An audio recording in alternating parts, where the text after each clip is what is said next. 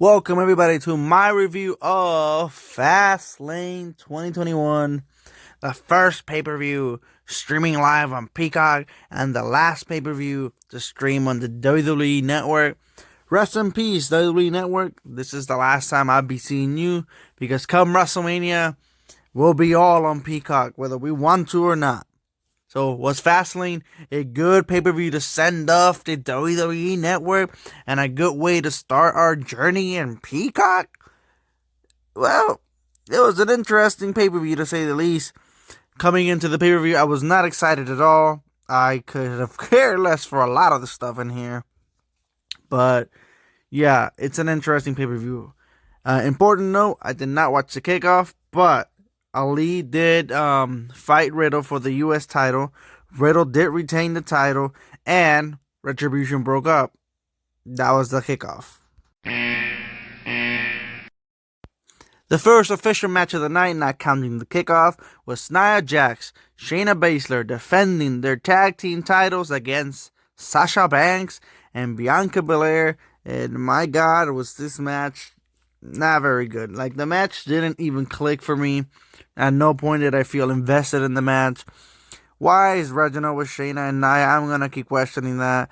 They did win. They retained their titles. Surprisingly, well, not surprisingly at all, Reginald did help them out. And it happened because Shayna rolled up Sasha after there was this argument between Sasha and Bianca because Bianca got thrown into Sasha. It was a big fucking mess that obviously you could see it coming if you watch wrestling. Nothing special. It was just whatever. Yeah, if you saw this coming, if you watch wrestling. So the only interesting part was the end in which Sasha Banks did slap Bianca Belair and kept calling her a rookie. Rookie this, rookie that. Just fucking tore her a new one verbally, and then she went slapped her, walked away. Bianca looked tight. I don't know why Bianca kept arguing, looking at the WrestleMania sign. Like, I know you're going to fight her at WrestleMania, but whatever you got to say it to Sasha. Look directly at Sasha, not the Mania sign. You look crazy like you're talking to yourself. The match gets it down. It was honestly really boring. Very boring way to start the pay-per-view. I could have not cared less. And this is sad. This is really sad. Like, I like 3 of the 4 women in this match. I don't like Reginald. I don't like Nia. I love Shayna. This is garbage what they're giving her. I'm not pleased at all. And the match is, oh God, man, these women cannot defend their titles clean, can they? The second official match of the pay-per-view was Apollo. He doesn't really have the song anymore. Versus Big E. Now, who was going to walk out of here champion? Was it Big E, who hasn't been champion for that long? Or Apollo with his new heel persona, no longer the smiling baby face? Well, Big E won. The match started off really good too. The match started and Big E destroyed Apollo for a long time there. Eventually, Apollo did make a small comeback and then a couple hits in between and then roll up. Big E won with a roll up. Here's a couple problems. The match was kind of short. The match ended on a roll-up, which sucks because the first match of the night, not counting the kickoff again, also ended on a roll-up. So we had 2 matches ending on roll-ups back-to-back. That was kind of stupid. That really was kind of stupid. And after the match ended, the Big E won with the roll-up. Apollo went and destroyed Big E. So clearly they're not done. And I have a feeling they're probably going to wrestle in Mania. Maybe that's why the match was so short. They're trying to save it for Mania. Because honestly, for the most part of this match, Big E dominated, then Apollo somewhat dominated, and then roll up, and it ended. It really wasn't that good. Like, the match started off hot with Big E destroying Apollo, but no. It gets it down. It was not an actual good match. It really was not. It started off good, but it didn't have a good rest of the match. A good start, but there was like no middle and barely an end. So the match is just gonna get it down. Let's move on. Then it was supposed to be Braun Strowman versus Shane McMahon, one of the worst storylines heading into WrestleMania. Who the fuck cares about this? Nobody does. Earlier in the night, Shane had been injured training. Yeah, right. And he could no longer go on to face Braun Strowman. So Braun Strowman had a replacement opponent, which was the one and only Elias. Elias was going to start the concert because Shane earlier in the night told him, yeah, go ahead, sure.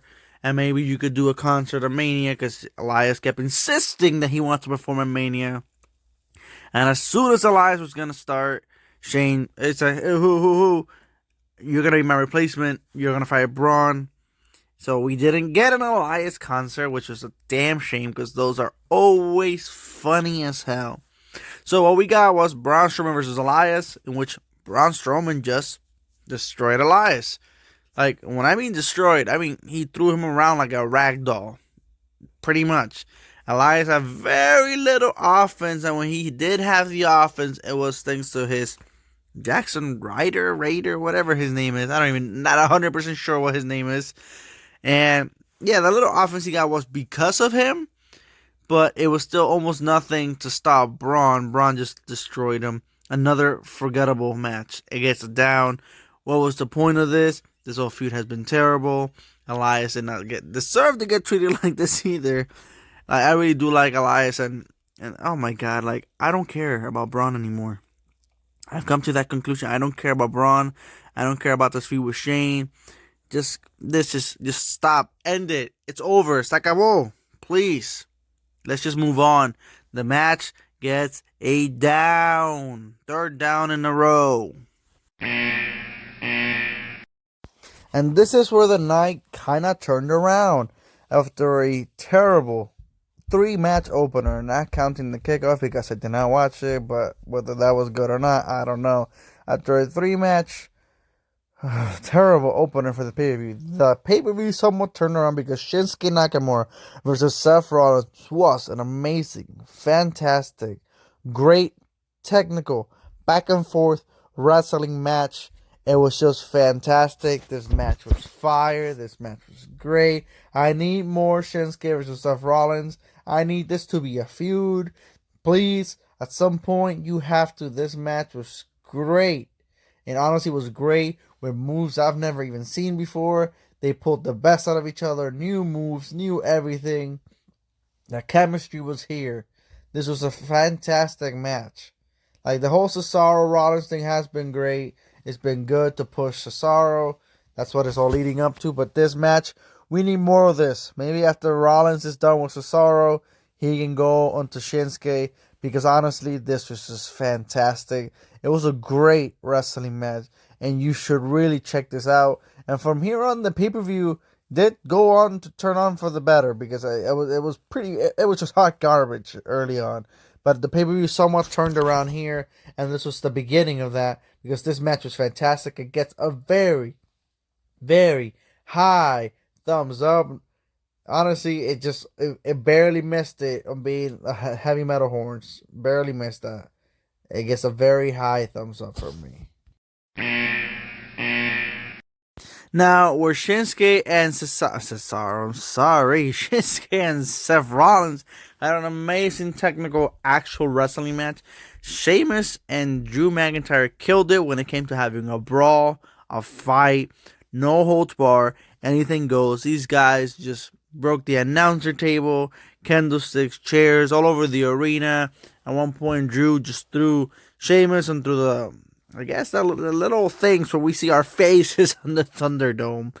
And he broke that. That shit blew up. It was honestly hardcore hitting, fast match. It was great. It was actually pretty long, but not in a bad way. But it really was really good too. Like I said, the Rollins match was a turn for the pay-per-view. An excellent wrestling match, and then this was an excellent hardcore fight. It wasn't a technical wrestling match. It was just a fight, a brawl. These guys hit each other with everything, gave it everything, back to back. Excellent matches. Suplex on the floors, like the actual floor, on the arena. Honestly, these guys they killed it. I know they've been wrestling now for a while. This is like the third match, fourth match, something like that. And honestly, I think this has definitely been their best one. I personally enjoyed it very, very much. The match is going to get an up. Honestly, just like the match before it just barely misses the heavy metal horns. But it was fantastic and it gets a very, very high thumbs up. Go check it out. It was hard hitting. It really was hard hitting. It was excellent. It was fantastic. And you should definitely check this match out. Just like the Rollins and Shinsuke Nakamura one. Then it was Alexa Bliss taking on Randy Orton. And honestly, this kind of went out like I expected it would. Like, I didn't expect them to actually, like, have a fight. And if it did, I expected Randy Orton to RKO Alexa 1, 2, 3. But we all knew that Alexa was coming in here with some mind games. And as soon as the match started, when Randy was still making an entrance, he started throwing up black. Alexa did a bunch of nonsense. It all led to one thing: The Fiend. The Fiend has finally made his return since being burned alive at TLC. Now, like I said, the match itself was a lot of hocus pocus nonsense, fireballs, things falling from the top of the arena, like the stage lights and all that kind of nonsense. It was a lot of that. But honestly, the story of this was just to tell the return of the Fiend. How did he come back? Well, he came back burned like Chucky. Pretty much that's what happened. But honestly, I do dig the new look. Is this gonna be forever? Probably not. This is probably gonna be for a while. Probably while he feuds with Randy. I'm pretty sure at some point he'll go back to the regular Fiend look or a different look. But I do like it for the sense of the story that he's technically been burned alive, because that's technically what happened at TLC. So I'm fine with it. And then, well, pretty much Sister Abigail to Randy Orton. Alexa got the 1, 2, 3. Like, Alexa didn't throw a fist at any point in the match. Randy never got his hands on Alexa Bliss. Like I said, the match started. It was just mind games, running around, mind games, and all that. The Fiend did come back, and he just delivered Sister Abigail, and Alexa got the win. Honestly, I do like it. I do like the new look. I do like it a lot, actually. I've seen some people been criticizing it. As a match itself, was it good? Not at all. But as a whole segment, it does get enough, because I do like the return of the Fiend. The Fiend's been gone for like 3 months. Why he was gone for that long, who knows? But yeah, it was a perfect way to bring him back. Hopefully, I'm counting on you, Vince. He beats Randy Orton at WrestleMania. Like I said, as a match itself, it would definitely get it down, because nothing happened as a match. But as a whole overall thing, it gets on up. And we're here at the main event: Roman Reigns versus Daniel Bryan at Fastlane. Fun fact, they actually wrestled at Fastlane quite a few years ago. I think it was 2015. Roman Reigns won then. Roman Reigns won now. But different story. Technically, Daniel Bryan had him beat.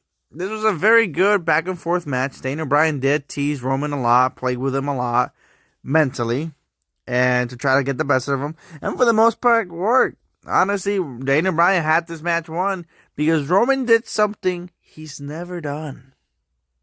He tapped out. Yeah, he tapped out, but he didn't. He didn't lose.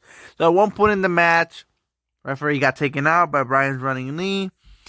Edge, he came in. He was the enforcer, which I was surprised, because I'm like, what's Edge's purpose at this point in the match? Like, for the longest time, Edge was outside doing nothing. I'm like, what's his purpose? But regardless, Edge became the enforcer. At some point, Daniel Bryan hit Edge with the chair by accident. So by the time that he had the yes lock, that Roman Reigns tapped out, he never noticed that Edge, who was the enforcer, by the way, again.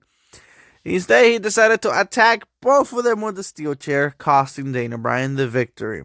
Another referee came in. Roman went to the top of Daniel Bryan, and Roman Reigns won just like that. Honestly, the match was really good. Back and forth. A story of power versus technical wrestling. Those are always good. Both the Roman Reigns and Daniel Bryan are good. And honestly, this just sets up WrestleMania even better, because possibly what we're getting is actually a triple threat match. Roman Reigns, Edge, and Daniel Bryan. This is 2014 all over again, when it was supposed to be Batista versus Randy Orton, and Daniel Bryan getting started. Overall, the match was really good. It was really solid. It was back and forth. The ending, like I said, it was somewhat like, I was excited. I'm like, yo, what the like? Is Daniel Bryan really gonna do this? It really fooled me there. But of course, Edge, especially when like Roman tapped out. When Roman tapped, it's like, holy shit, yo. And then Edge had to go ruin it all for Daniel, poor DB. Honestly, the match gets a thumbs up from me.